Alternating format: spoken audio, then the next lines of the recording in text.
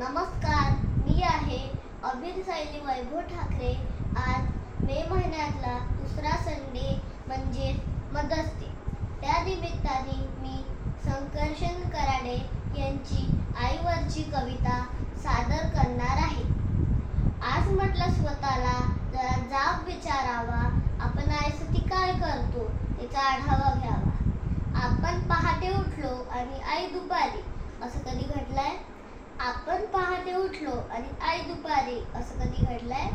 आपण जेवायच्या आधी आईचं ताट आपण कधी वाढलंय? तर तुम्ही सांगा, तुम्ही आईसाठी घरी येताना कधी काय आणता?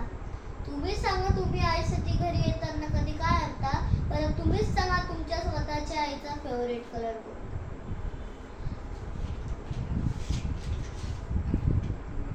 आईला हवं ते मिळू दे अशी प्रार्थना कधी केली आहे? देवा, आईला हवं ते मिळू दे अशी प्रार्थना कधी केली आहे? पाहिलं तर आई शेवटची कधी ऑनलाईन आली? तिच्या बर्थडेची पार्टी तिच्या मैत्रिणींना बोलून कधी देतो?